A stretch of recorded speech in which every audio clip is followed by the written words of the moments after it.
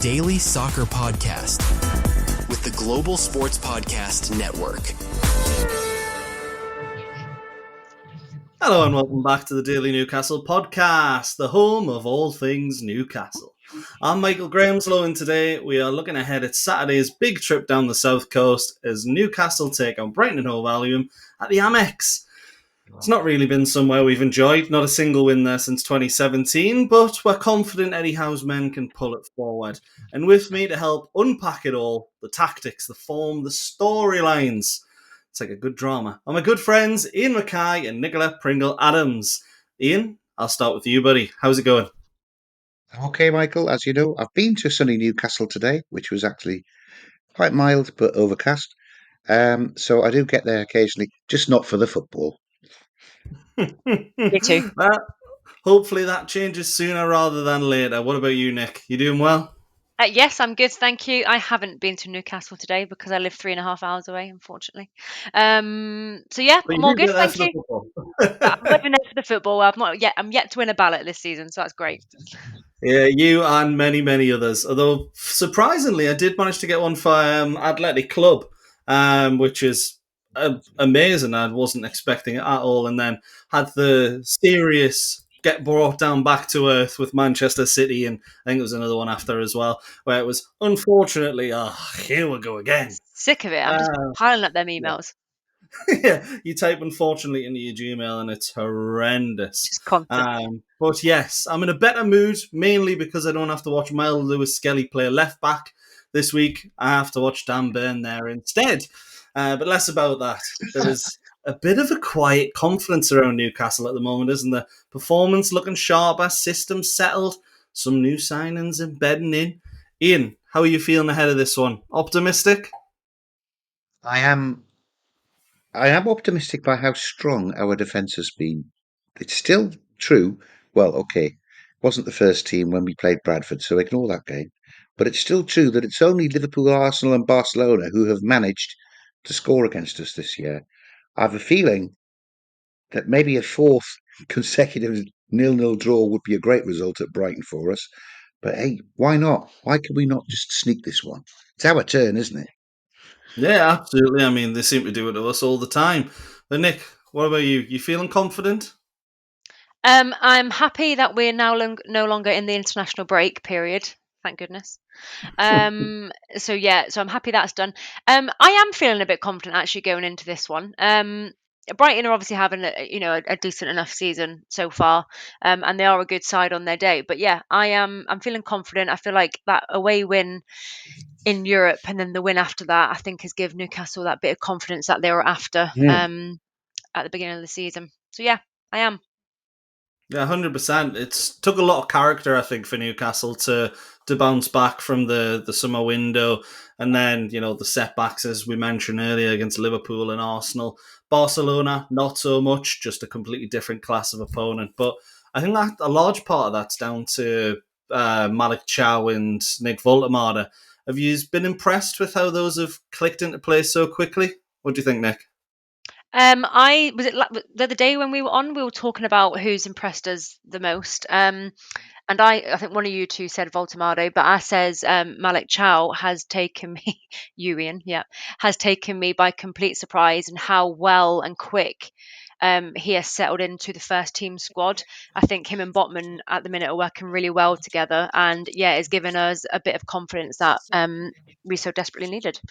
And yeah, as Voltemade, I mean, I absolutely love him. I think, again, he's another one that's just settling in nicely and has taken his confidence away into the international break. I believe, did he score for Germany Yeah. during the international break? So yeah, it just goes to show what a little bit of club confidence can do for your national team. So yeah. Yeah, 100%. The Germans should be thanking Newcastle. But Malik Chow, Nick Voltemade, unfortunately, Chow didn't get away with Germany. But would you say those two, their performances are a large part of the reason why Newcastle have really started to shine in the coming weeks? They're definitely large part, but I wouldn't put it just down to those two. I think Botman has been back to his best Rolls-Royce self, and that partnership is what's giving me the confidence to go down to Brighton and think that we can be secure at the back, and then hope I was super impressed with Anthony Gordon in both of these games in the international break. I think his Agreed. best 2 games this season have both been for England in the last week. So hopefully he'll bring that to the match against Brighton. Yeah, you're Um, 100% right. maybe it's a Jacob Murphy start because Alanga's having a really rough time overseas. But did you see the 2 assists that Bruno put through for goals for Brazil in this last week? Oh, beautiful through ball. Absolutely. Absolutely. I mean, he had all of his mathematical instruments out to get that through for the young Chelsea lad to score. I think that was against Korea. Yeah, I mean, if he's got his eye in like that, Tonali is his usual industrious self. Voltemada and Gordon with their tails up. Botman and Chow keeping the back door locked. I think, yeah, I am confident. I am. Yeah, it seems like every Newcastle player had a bit of a decent international break, except Anthony Alanga, who was, of course, managed by an absolute idiot in John Rell Thomason, who didn't even play him, and as a result lost his job. So maybe spend more time worrying about your job and not Newcastle in the summer, and maybe you would have kept it. But I'm not bitter at all. On that case, yeah, I'm definitely better. But Brighton is another team that probably we have a bit more of a reason to be bitter at. Brighton away, we haven't won since February 2017, I think it was. It might have been a bit later. The lads have come away with an win at the Amex. Can either of you remember who scored for Newcastle on that day? Oh, No. my word. I can remember the Huddersfield game straight after it better. Mm-hmm. I remember Dwight Gale scoring a goal in that game. So I'm going to say Beautiful lob, Dwight yeah. Gale. I'm going to say Dwight Gale because he was scoring every week that time. Was it not? It wasn't, no. Oh. Nicola, you got any ideas? I've got no idea. You So, were do only you you were only remember? 6, weren't you? Same age as me. I mean, I was gonna say, Do you Johan remember Modi? Gouffran. No, it was not. Do either of you Oh. remember the greatest goal Modi Army ever scored for Newcastle? Oh, yeah, that's it. It's that oh, game. Off, Yes. off, Jesus. off the back of his calf or something, wasn't it? Yeah, Or the his ball heel. comes in, the corner comes in. Christian Atsu scuffs a volley. Modi Army just flicks his heel out, goes over the goalkeeper in at the goal. That sparked the Second, comeback. And second then one was Iosi Perez. absolutely correct. Jose It's Oh, Perez all did the coming God. back job to me late on now. for Newcastle. It's all coming back to me now. So Oh, coming back. So coming back. Oh, wait, funny. finish the line. Come on. It feels like this is a bit different. Obviously, both those sides in the Championship then, both mid-table in the Premier League now. Newcastle have got Europe, though. But when you look at the last few weeks, 4 games unbeaten in all comps, 3 wins in 5, belief starting to come back. But do you think the mental side of this is almost as important as the tactical side? Can we finally shake off that Brighton hoodoo, shall we say? What do you think, Nick? Sorry, did you say 2017 was the last time we won at Brighton? I believe so, Yeah. yes. We've never That beaten him in the is Premier League. Never won in the Premier League against. that is insane. I didn't realize it had been that long. I thought you Anyway, were going to turn around and go, no, actually, we won in 2020 when this guy oh, did this. I was no, about my to brain isn't that good. I mean, I probably maybe we have. I don't know, but anyway, I don't worry. look, what was the question? The mental side as well as the tactical. Yeah, Look, Newcastle have had, and I know we keep saying it, they have had probably one of the most turbulent few months I've ever experienced as a Newcastle fan, particularly from July, August, September time. That is bound to take an absolute toll on and off the pitch. So I will just about say I think we are just about there now. We're obviously I know we've got Wissa, Ramsey, now Livramento out with an injury, but I think we're probably now at a point where we can see ourselves playing all together. Obviously, we've had to settle Alanga in quite quick. We had to settle Voltemade in quickly because he's obviously was straight into starting, as we know. Um, and that I think people, and by people I mean us as fans, forget how long it can take for a team to actually gel together and settle together. Um, So yes, it's about the tactical side, but I think now mentally we're probably just about there. Eddie Howe's really good at keeping his players, grounded and out the spotlight and things like that. So I think we're probably just about there now. And like I said, we've had that confidence over the last few games. I don't know if you guys agree or not. I'm just No, waffling. 100%. I'm a lot more I don't think there's a hoodoo, Michael. Not for this team. The new guys, they've never played at Brighton before, so Chow, Voltamada, Alanga, Ramsey, if he comes in, because he was nearly starting before the international break and he's had 2 weeks training since then. I hope we see him. But also, the rest of the boys who've been there for 2 or 3 years, they've been breaking bad records week after week. Winning a Mhm. cup final, for example, beating Liverpool, winning away at Arsenal, beating Man City. They don't. There's hoodoos are there for this team to put to bed. There we go. 3 points in the bag. Now, on a God. bit of positivity, I'm going to go to the advert before we ruin it by going any negativity.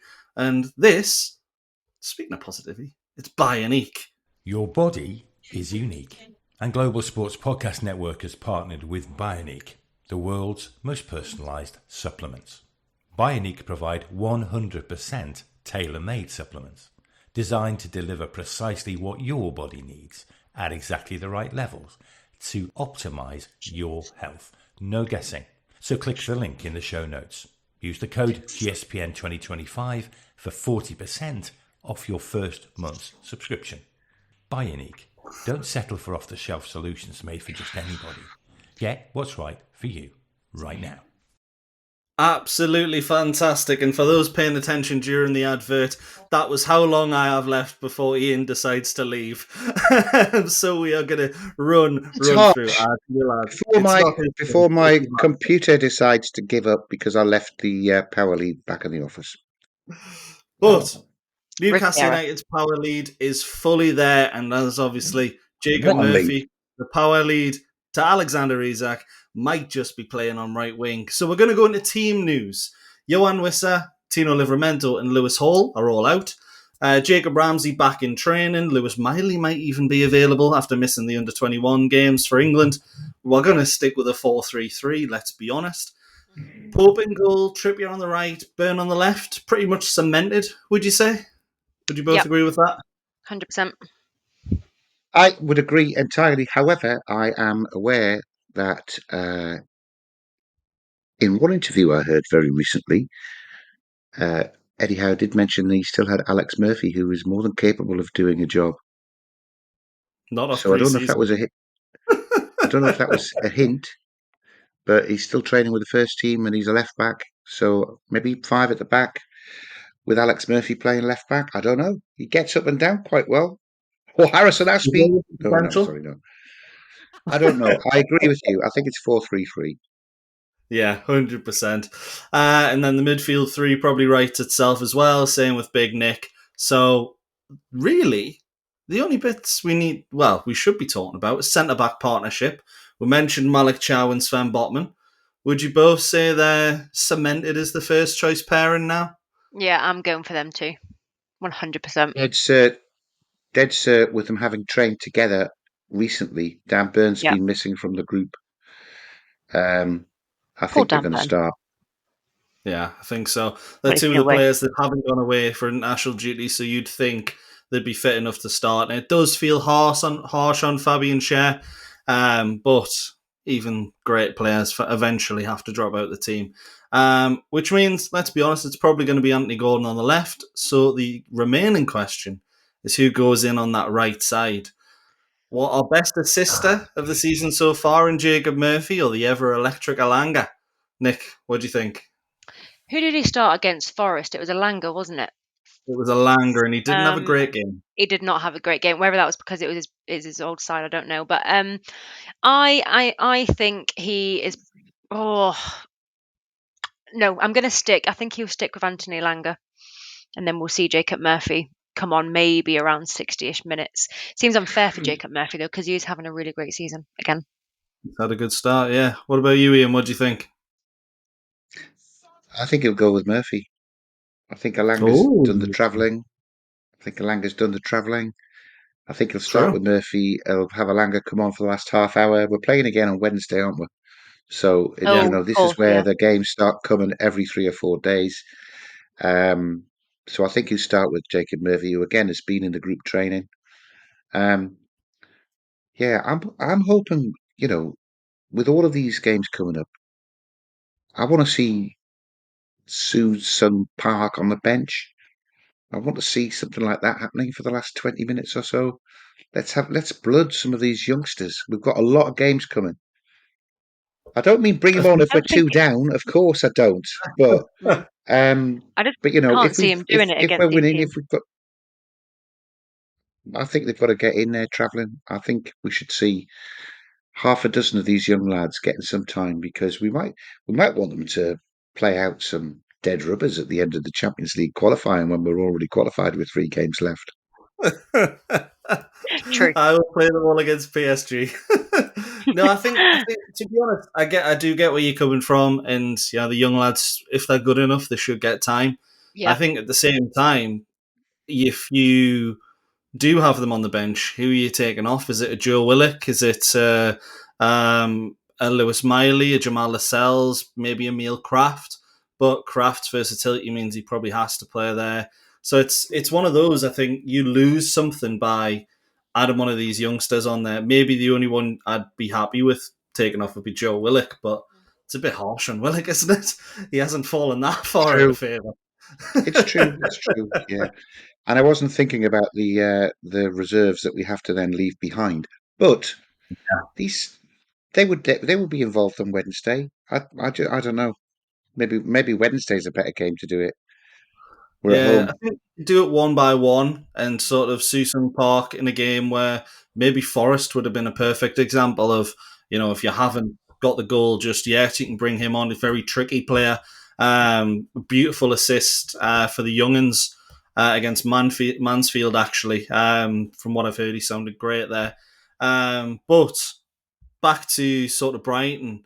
I think it's going to be one of those where. So did we agree on? We didn't agree on right wing, did we? It was one of you said Murphy, one of you said We went Alanga, 50-50. Yeah, yeah. Down the and middle. I'm a child, so I'm not going to choose between the two parents. So we're going to go to Brighton. No, I think it'll be.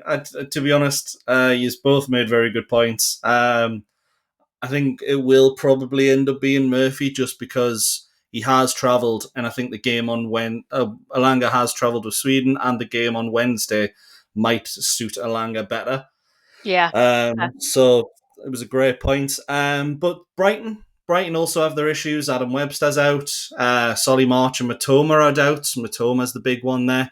As he's a fantastic player on his day and does look like he's starting to come back into form for Brighton. Iain, we've watched Brighton a fair bit over the years. Where do you think the key battles are across the pitch? Oh, you can guarantee Yakuba Minter will be Oh yeah, destroying poor old Dan Burn on left back. They'll be yeah, targeting him. They will. And I'm hoping that Sven is good enough to be covering, and Anthony Gordon's not blown himself out with such a wonderful performance for England, and he can come back and do some covering as well. Yakuba Minter turns it on against us all of the time. Bless him, he doesn't always celebrate when he scores. I think he still feels a bit bad knowing that we didn't want to sell changes him. his mind halfway through Um, though. but of course, Danny Welbeck as well. Yeah. I was He's going to got an say. Indian sign over us, hasn't he? Do you Yeah, like I him, watched Michael? him. I I watched him loved beat us him until twice. he started scoring against us all the time, and then he was. It's like I can forgive you've had a little loan spell at Sunderland. I liked him at Arsenal. I liked him at Man United, but yeah, when he started getting a bit cocky because he started scoring against her, Yeah, nah, agreed. get in the bin. Yeah. Yeah. Off you go. Yeah, exactly. Yeah. But you mentioned Minter there, Welbeck as well. Great points. Both of them seem to do very well against us. Nick, is there anyone else you're looking at and thinking they could cause us a bit of problem? No, I think I agree with Iain on them two entirely. They both love to have good games against Newcastle, and I won't lie, Dan Burn always does a really great job. Don't get me wrong when he has to step up, but I am a little bit worried about him on the Yeah, old the left back torch from on the higher, Saturday. isn't it? Yeah. But we'll soon see. We shall soon see. We shall see indeed. And Yeah. before we get into our predictions, I'm going to ask one of you to give me our second advert of the evening. This one from Zencaster.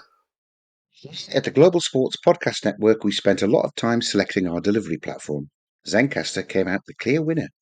With 4K video recording from your phone and AI editing that automatically removes all those ums and ahs, it's super easy to start a podcast that sounds great and is delivered efficiently. If you're ready to tell your story, check out the link in the show description to learn more about Zencaster. Delightful, my darling. Thank you very Lovely. much. Thank you. Right. So we've talked about both sides. We've established who the danger men are for Brighton. I'm going to ask you both for your predictions. Now, Iain, in case you all of a sudden disappear, I'm going to go to you first. Is it a 3-1 or is it something different? Because I haven't done the 3-1s. No, 14 minutes I've got left, Michael, so we should be all right. Just about. Delightful. I'm going for continued shutouts, and us really to play the same way we did when we played a difficult team like Villa, but just dominated the ball. I think we win 2-0.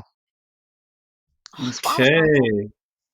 Oh, 2 bold selections. Nick, are you going to stick with the 2-0 or? No, I'll go different just to keep it different. I can't go 3-0 because it's not going to be that. I am going to go. I do think Brighton will score, so I'm going to go 2-1. Oh, I mean, that's kind of what I was going to go for. So you can do 3-1, Michael. Oh, no. That's an Ian Mackay special. I'm not good enough for that. I am going to... You know what? I'm going to go for another 0-0 because we are the experts of 0-0s across the board. To be honest, I do prefer 2-1. It will be tight, though, and it's one of those of if Brighton get the first goal, we might not score for a month. If we get the first goal, which I think we will, then the game will open up a little bit more. But we don't need a reminder of what happened the first time the two sides met last season.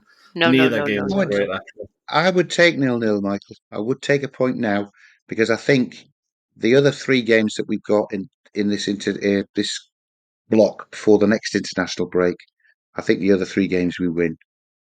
Ooh. Okay. To be honest, I do think this is the hardest out of the lot. And when you think about it, I think Brighton are unbeaten this season at home. I know they've beat City.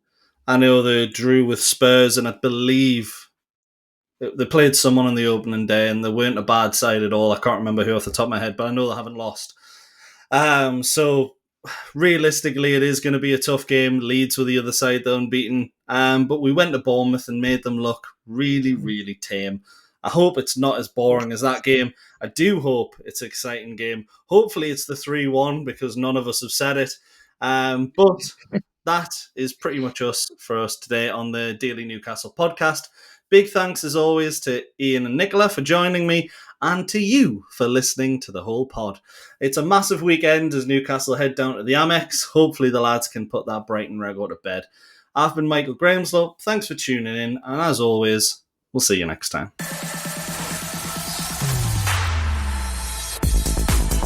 Your daily soccer podcast with the Global Sports Podcast Network.